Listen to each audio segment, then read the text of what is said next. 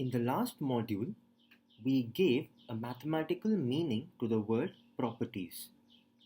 We said that a property is nothing but a set of words. We are now going to look at different kinds of properties. The first kind of properties that we are going to look at are called invariants. In this module, we will see what invariants are.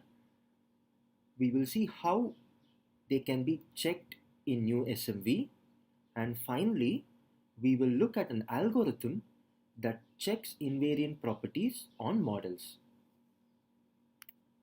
We will use two running examples in this module. The first one is our favorite transition system here with the request and the status variables.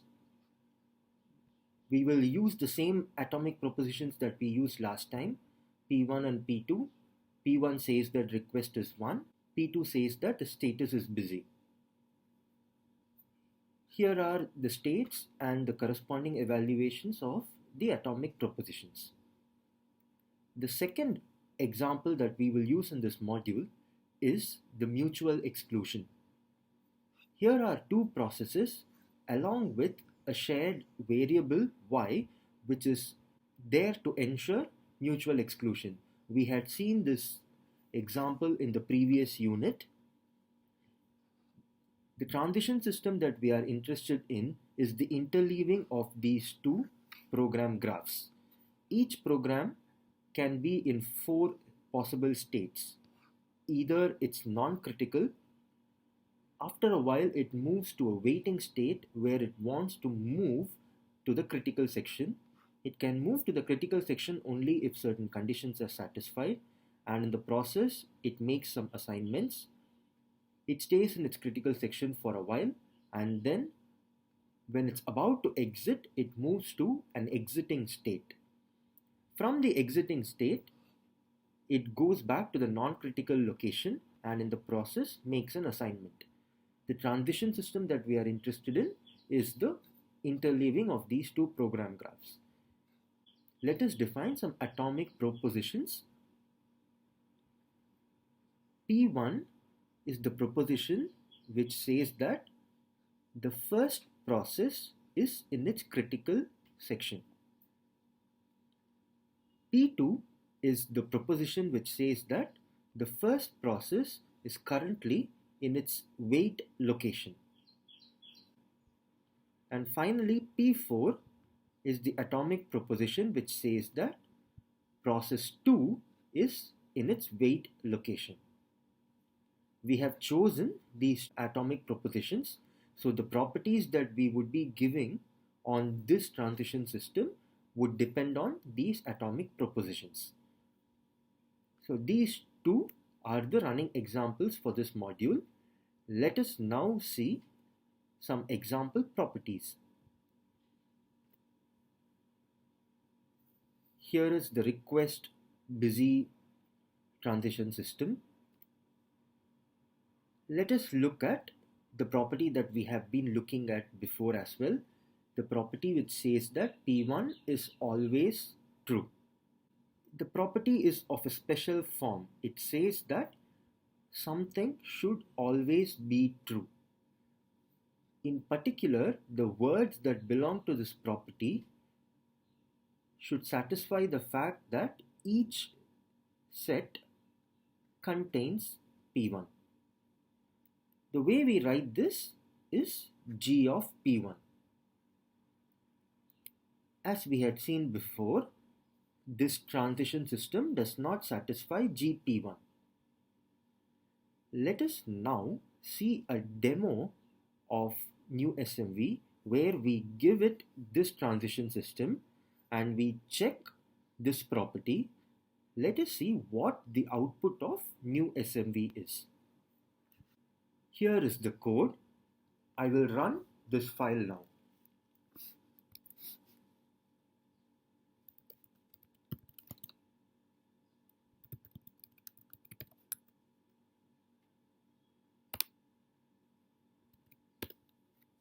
No problem so far. Let us now check the LTL specification. G of request equal to 1, the way we write it in new SMV is request equal to true. It says that this specification is false, and it says why it is false. It is giving us an example of an execution which does not satisfy this property. Let us look at the counter example. It starts with the state request equal to true and state is ready, and goes to the state where request equal to false, status is busy, goes to request equal to true, and then there is some loop. However, already request has been made false in this state. So this clearly says that there is an execution where the property is not satisfied. The thing to note here is that given a model and a property of this kind, new SMV checks if this property is true on that model, and if it is not true, it returns an execution which does not satisfy this property. Let us now look at another example of a property.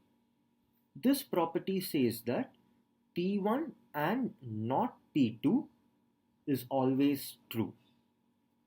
What are the words that satisfy this property? The words that satisfy should contain P1 in every set, and there should not be P2 anywhere in any of these sets. So there is only one word which satisfies this property, and that word contains the atomic proposition P1 in every set. This is the description. A0, A1, A2 such that each AI satisfies P1 and not P2. How do we write this property? This property is written as G, P1 and not P2. Inside the G, there is a Boolean expression formed out of the atomic propositions. We claim that this transition system does not satisfy this property. Let us check what new SMV says, and if it says no, what is the counter example? Let us now check the LTL specification. G of request equal to true, and P2 was the atomic proposition which said that status is busy. We want not of status equal to busy.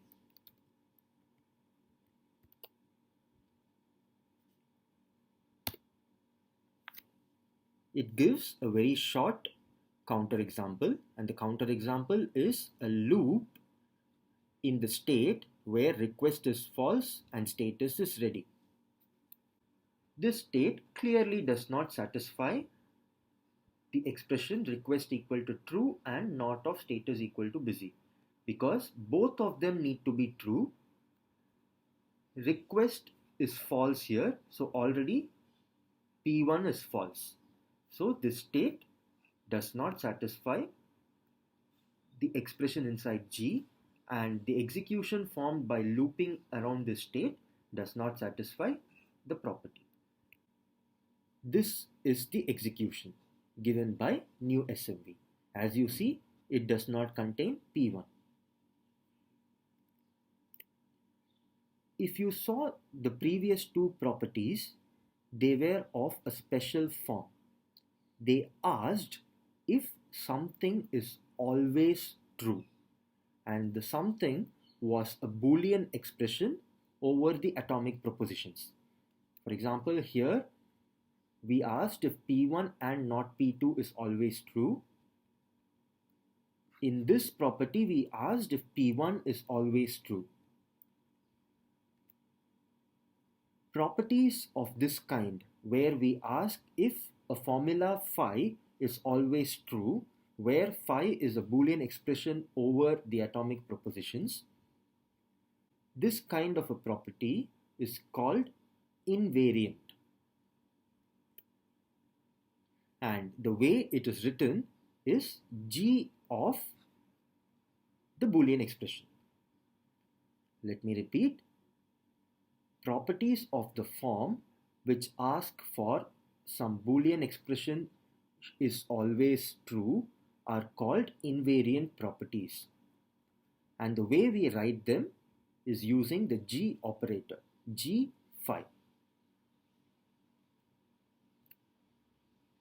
Let us come to the other example. We want to ask if the transition system of the mutual exclusion problem satisfies the invariant property G of not of P1 and P3.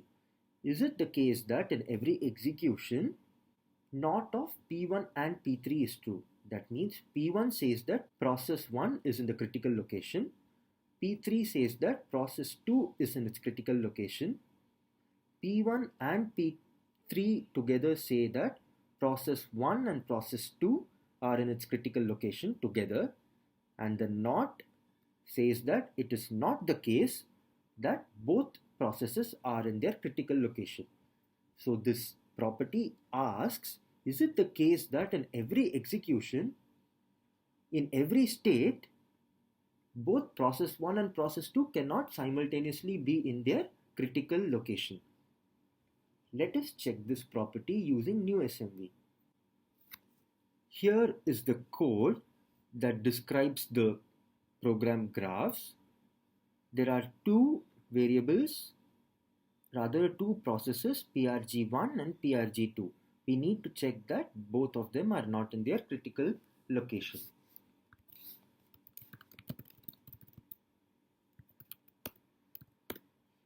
Check LTL spec minus P G of not PRG1 dot location equal to critical. We use the word crit, and PRG2 dot location equal to crit. Rather, we used C. Sorry.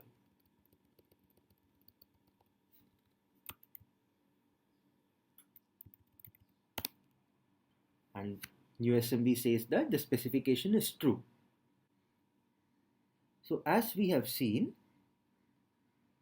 when we give an invariant property to new SMV, if it is true, it says that the specification is true on this model, and if it is false, it gives us a counter example which does not satisfy that property. In particular, here we are focusing on invariant properties. We will now ask this question: what is the algorithm that is used to give this answer? Given a transition system and a property G phi, where phi is a Boolean expression over atomic propositions, given these two as inputs, my output should be, does the transition system satisfy the invariant G phi? What should be the algorithm for this?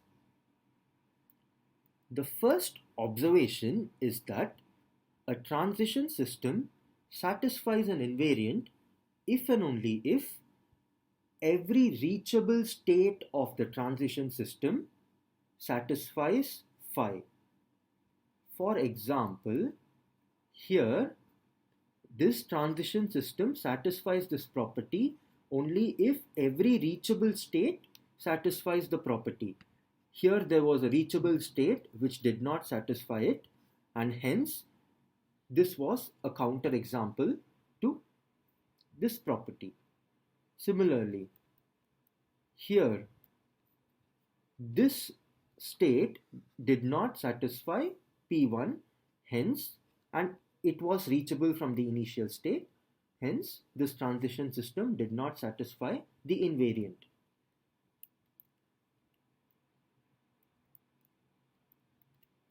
So this statement says that in order to check if the invariant is true on a transition system, explore all the reachable states of the transition system, and in each reachable state, check if phi is true. This is going to be the algorithm for this problem. For doing this, we could do a depth first search on the transition system. Let us now see a concrete algorithm for this problem. Here is a pseudocode. These are the inputs. We will try to understand the pseudocode by evaluating it on these inputs. This is a transition system and the property to check is GP1. Let us start executing. The algorithm uses three data structures, a set R, a stack U, and a Boolean variable B, which is initially 1. Here, there is a loop over all initial states S. If S is not in R, then visit S. Let us start with this initial state. This initial state is not in R, so we will visit this initial state. Now, what is the procedure visit? The procedure visit takes as input a state. It first pushes the state in U and in R. Let us do that. The first state is pushed into the stack U and it is added to the set R. There is a loop now over the condition U not being empty. Yes, U is not empty. Now what you do? You pick the top of U. So S prime is going to be this. If post of S prime is contained in R, let me explain this. Post of S prime gives us all successors of S prime. Now S prime is this state. What are its successors? Its successors are this state and this state. These are the two transitions. So it has two successors. Post of S prime will be this union this. This condition checks if post of S prime is already in R. No. So we have to go to the else. In the else part, you pick some state in the post which is not in R already. Here we have two choices. Let us pick the state and then push it to the stack, add it to R. The else part will be done. Now we go back to the beginning of the loop and check the loop condition. Yes, U is not empty. Now S prime is going to be top of U, which is this. We check if the successors of this state are already in R. What are its successors? This itself is a successor and this is another successor. However, this is not in R. So this if condition does not hold, we go to the else part. We choose a successor which is not in R, which is this, and push it onto the stack and add it to R. People familiar with depth first search would have already recognized that this is just a depth first search algorithm. Let us continue. While U is not empty, you pick the top of the stack, which is this. Check if all its successors are already in R. This is a successor, this is a successor. No. So go to the else part. Choose a successor which is not in R. It will be this. and add it to U and R. Now we go back to the beginning of the while loop. We look at the top of U, which is this. Now we check if post of this state is already in R. Yes, all its successors are already in R. Now we enter the if part. Once we enter the if part, we will pop the top of the stack, and now we will check if this state satisfies the invariant phi. What is phi? Phi here is P1, and P1 said request equal to 1. This state request equal to 0 busy does not satisfy P1. Hence, we need to pop the state out and change the value of B to 0. That is what happens. The if part is over and we go back to the beginning of the loop. What is the top? The top is this state. All its successors are already in R. Now you have to pop that state and change the value of the boolean, but the boolean variable is already 0, and AND of 0 with anything is going to remain 0. So the only task left now is to pop this out. Go back to the beginning of the loop, check this, you will pop the next state, you will pop the next state, and so on. The while will end and you will go back to this location of the program.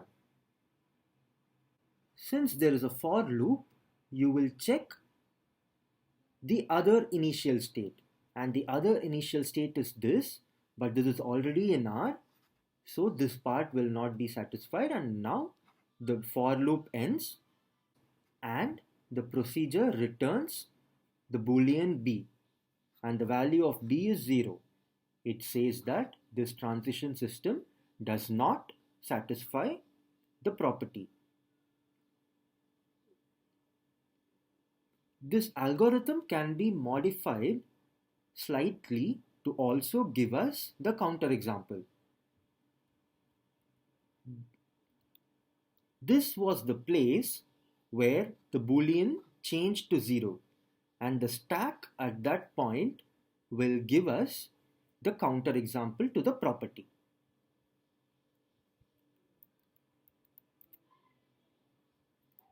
Yes, this is what we said. Since this is 0, property is not satisfied. This brings us to the end of this module. We looked at particular kinds of properties called invariants. Invariants specify that some Boolean expression over the atomic propositions is always true. To check this, we need to check if phi, which is this condition, is true on every reachable state of the transition system. We saw a depth first search algorithm to check invariance.